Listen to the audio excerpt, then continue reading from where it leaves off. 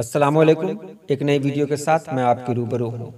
आज की वीडियो बहुत ख़ास होने वाली है और मुझे नहीं लगता है कि इससे पहले किसी ने इस तरह की वीडियो बनाई होगी।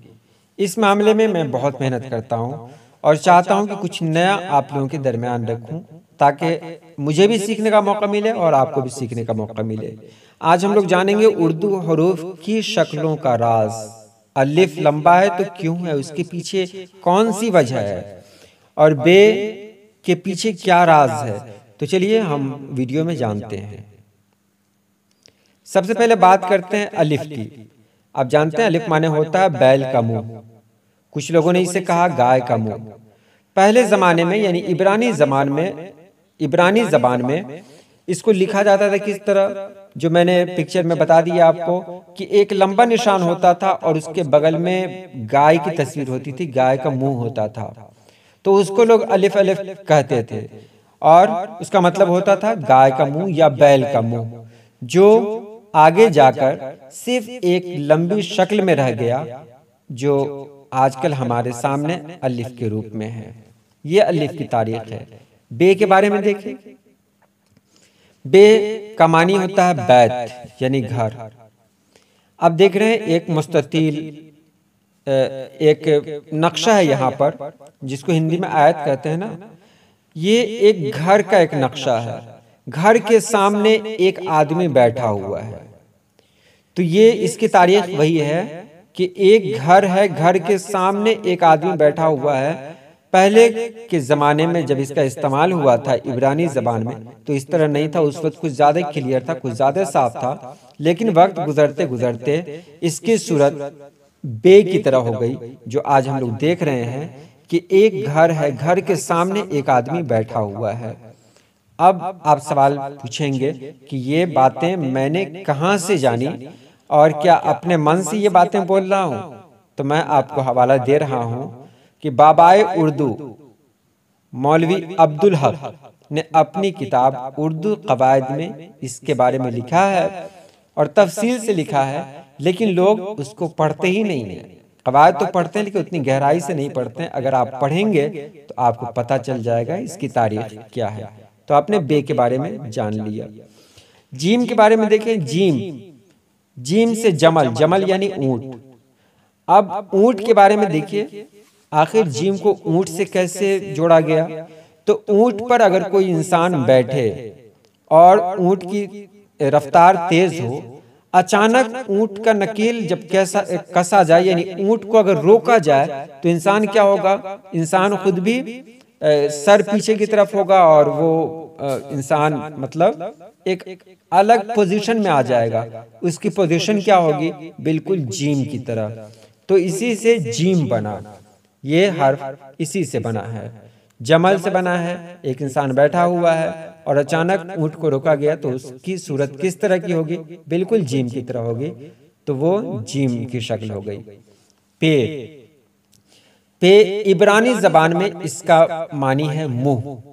अब इसको देखिए, इब्रानी जबान में इसका मानी मुंह कैसे है, तो इसके बारे में कहा गया है, मैंने बहुत सर्च किया तो वहां पता चला कि ये जो पे का जो ये दिया हुआ है, वो उसके सामने जो 3 नुक्ते हैं, इसको जबान के रूप में इस्तेमाल किया गया। वह मुंह से जबान निकली हुई है बाहर, लेकिन बाद में लोगों ने क्या किया, उसी जबान को 3 नुक्तों में कन्वर्ट कर दिया और वो हमारे सामने एक हर्फ बना जिसका नाम पड़ा पे। दाल इब्रानी जबान में दरवाजा को कहते हैं। दाल की जो शक्ल होती है वो अंग्रेजी में वी की तरह होती है, वी।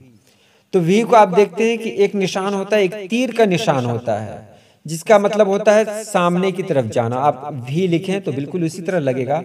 तो उससे आप पता कर सकते हैं कि मतलब इशारा किया जा रहा है कि देखो तुमको इस तरफ जाना है। तीर लगा देते हैं ना, बहुत सारे लोग हैं लिखने के बाद तीर लगा देते हैं, निशान लगाते हैं कि आप यहाँ देखिए। उसी तरह दाल की शक्ल बनती है। अगर दाल को उल्टा कर दे तो दाल का मतलब है दरवाजा। आपको इधर से बाहर निकलना है, ये इशारा किया जाता है। उसी से ये हर्फ बना दाल।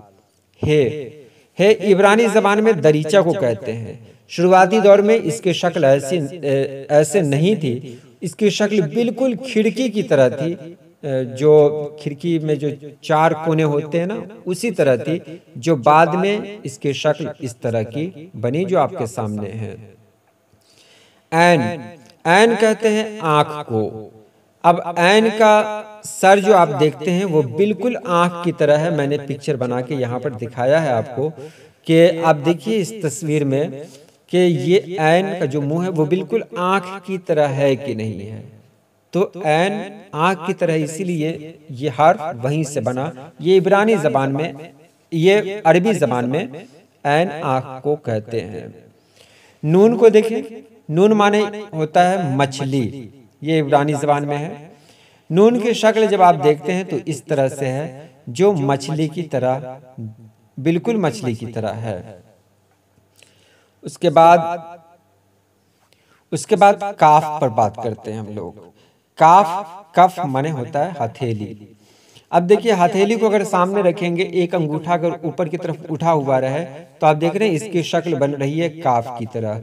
पूरी शक्ल इस तरह नहीं बन रही है। शुरुआती दौर में जो इसकी शक्ल थी वो इस तरह थी, लेकिन बाद में इसमें तब्दीली करते करते इसको काफ बना दिया गया, और काफ हमारे सामने इस तरह है जो आज हम लोग देख रहे हैं। उसके बाद है मीम। मीम कहते हैं पानी की लहर को।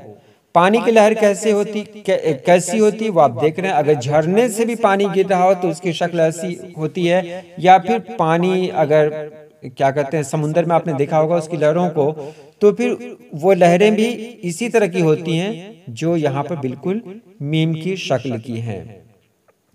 अब सीन है। सीन को देखिए, सीन दांत को कहते हैं। इब्रानी जबान में सीन दांत को कहा जाता है, और दांत की जो शक्ल है, सीन का जो दंदाना है, आप इसको देख रहे हैं, ये बिल्कुल देखने में दांत की तरह है। तो इतने हरूफ के बारे में उस कवायद में मौजूद है। आप भी उस कवायद को पढ़ें और पूरी गहराई से पढ़ें, ताकि कुछ सीखने को मिले, कुछ जानने को मिले। ये सब मैंने वहीं से लिया है, और इसका हवाला क्या है आप वो किताब पढ़ सकते हैं।